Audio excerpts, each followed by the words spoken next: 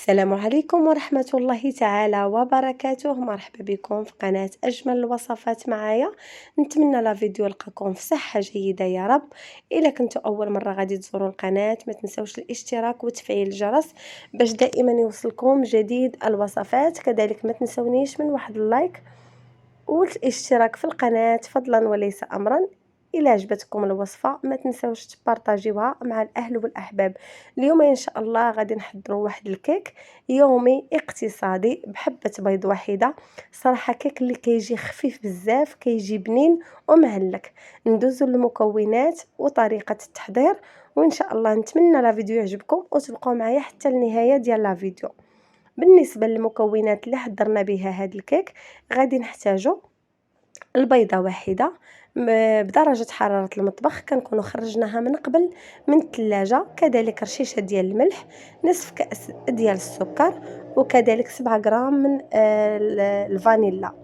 غادي نطرب هاد المكونات مزيان تقريبا واحد 3 ديال الدقائق حتى ل4 حتى كيتغير معنا كيف ما شفتوا اللون ديال البيض. كذلك غادي نضيف نصف كأس ديال الزيت النباتية، وإلا بغيتوا الكيك تجيكم طالعه بزاف ممكن تضيفوا حتى الكأس ديال الزيت النباتيه. كذلك ضفت كأس ديال الحليب يكون بدرجه حراره المطبخ، وهنايا عندي 2 معالق ديال الكاكاو المر. انا ضفت الكاكاو المر ديال العبار لانه هو اللي كيعطيني داك اللون اللي كيكون يعني اسود بزاف في الكيك. ممكن تضيفوا حتى ديال الساشي اللي كتكون فيه واحد النكهه اولا واحد الطعم اللي كيكون بنين.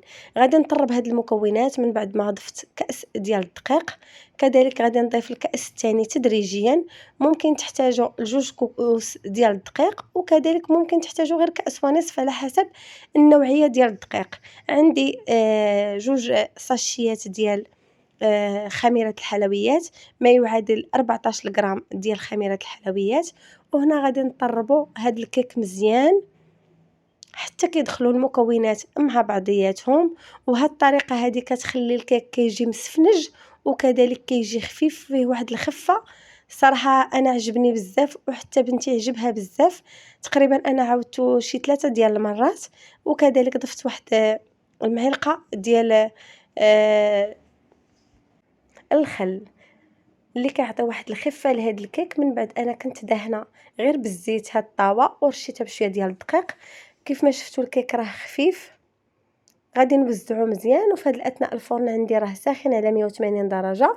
غادي ندخل غادي نحط الكيك في الفران غير من الاسفل. حنا راه من بعد ما طاب معايا الكيك غادي نضيف ليه 2 علب ديال الياغورت ديال الشوكولا اولا دانيت الشوكولا. ممكن نتوما تضيفوا الشوكولا كيبقى على حسب المتوفر.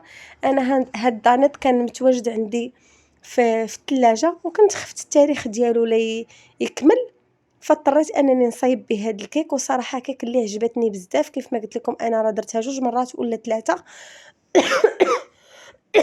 عفوا، بقوه ما عجبت بنتي فكل مره كتقول لي صايبها ليا. كيف ما شفتوا من بعد ما وزعت هذا الدانيط من على الكيك كامل،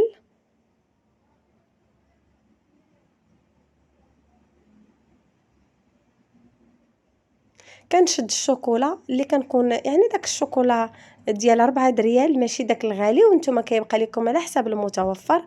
من بعد ما حكيته في الحكاكه الغليظه يعني بشرته غادي نزين به من الفوق. وكيبقى التزيين اختياري، ممكن تزينوا باللي متواجد عندكم في البيت. ممكن تزينوا بالكاوكاو او باللوز كذلك بالكوك، يعني كيبقى على حسب المتوفر.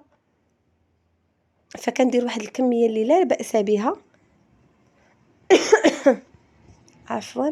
صافي هنايا الكيك من بعد ما بردات وكانت صافي وجدات كيكون هذا هو الشكل النهائي. كيك اللي كتجي خفيفه طريه، وكذلك غير بدوك يعني 2 ديال دانيت كتجي معلكه. انا درت غير دانيت صغير يعني غير يمكن ديال 30 ريال، ما عرفتوش بالضبط بشحال باش كيتباع، لكن غير داك الصغير درت 2.